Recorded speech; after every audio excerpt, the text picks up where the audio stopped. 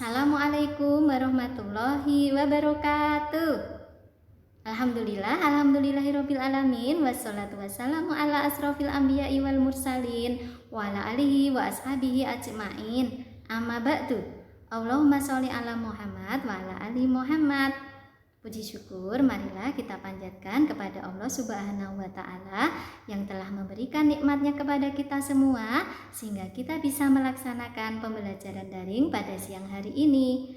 Sholawat dan salam semoga dilimpahkan kepada junjungan kita Nabi Muhammad Sallallahu Alaihi Wasallam.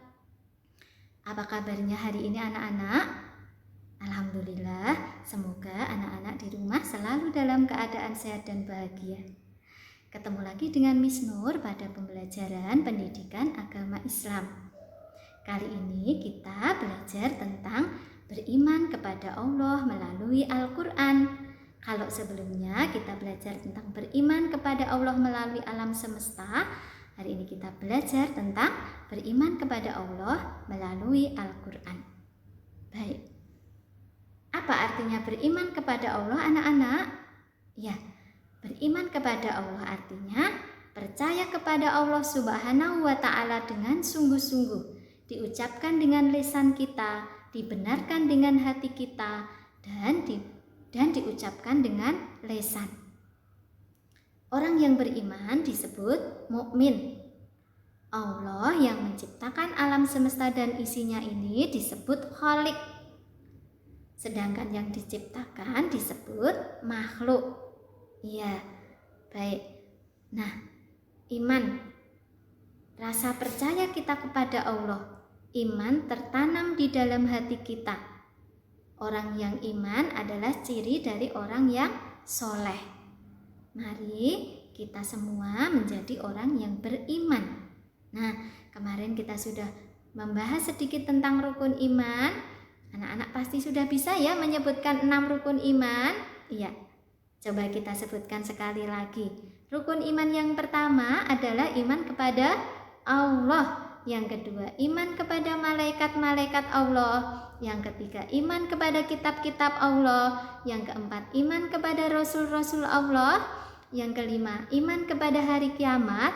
Yang keenam, iman kepada qadha dan qadar, atau percaya kepada takdir yang sudah ditetapkan Allah Subhanahu wa Ta'ala. Selanjutnya, nah, kita ingat cara mengenal Allah.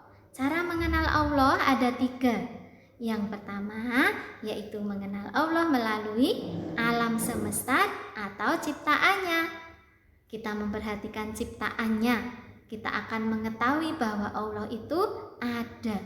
Tidak mungkin adanya alam semesta ini muncul dengan sendirinya. Pasti ada yang menciptakan. Siapa anak-anak yang menciptakan? Iya, Allah Subhanahu wa Ta'ala. Yang kedua, mengenal Allah melalui Al-Quran. Dengan cara bagaimana? Dengan cara membaca Al-Quran, mempelajari artinya, memahami maknanya. Nah, dengan belajar Al-Quran kita akan lebih dekat dengan Allah.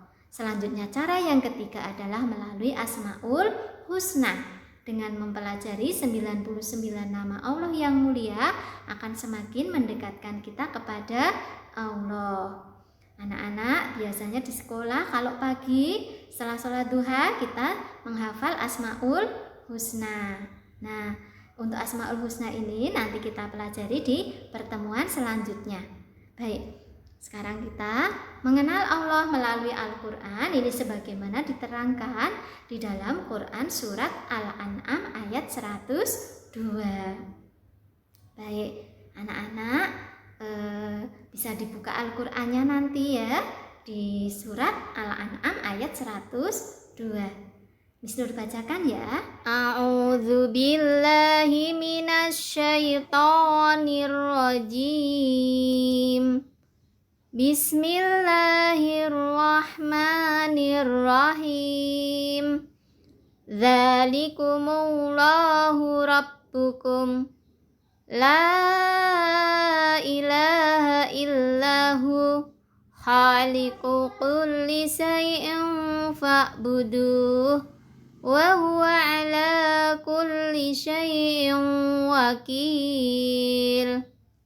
Artinya, itulah Allah Tuhan kamu, tidak ada Tuhan selain Dia, pencipta segala sesuatu. Maka sembahlah Dia, Dialah pemelihara segala sesuatu. Jadi anak-anak, hanya Allah lah Tuhan kita yang sudah menciptakan segala sesuatu yang ada di alam raya ini, baik yang ada di langit maupun yang ada di bumi. Dan Allah memerintahkan kepada kita, hanya kepada Allah kita menyembah, hanya kepada Allah kita beribadah. Karena Allah lah pemelihara segala sesuatu. Nah, oleh karena itu kita harus taat kepada apa yang diperintahkan oleh Allah. Ini isi kandungan ayat surat Al-An'am ayat di atas adalah ayat Al-Quran ini mengenalkan kepada kita bahwa Allah adalah Tuhan kita satu-satunya. Dialah yang menciptakan dan memelihara segala sesuatu yang ada di alam semesta ini. Jadi kita wajib menyembah hanya kepada Allah saja. Kita wajib mentaati perintah Allah anak-anak dan menjauhi segala larangannya. Nah, apa yang bisa kita lakukan sebagai wujud iman kita kepada Allah? Contoh ketaatan kita kepada Allah dalam kehidupan sehari-hari anak-anak. Contohnya, 1. Anak-anak rajin mengaji, anak-anak melaksanakan sholat 5 waktu, ditambah dengan sholat-sholat sunnah, anak-anak rajin berdoa, anak-anak rajin belajar, anak-anak bisa belajar berbagi dengan orang lain. Itu adalah contoh ketaatan kepada Allah, sebagian contoh yang bisa kita lakukan dalam kehidupan sehari-hari. Itu ya. Oke, selanjutnya. Nah, anak-anak, tugas kalian pada pertemuan kali ini adalah anak-anak menuliskan Quran surat Al-An'am ayat 102 di buku tulis kalian dengan artinya. Itu ya. Oke, semangat ya anak-anak. Oke. Baik, itu dulu penjelasan dari Miss Nur, semoga bermanfaat. Kurang lebihnya Miss Nur minta maaf. Miss Nur akhiri. Assalamualaikum warahmatullahi wabarakatuh.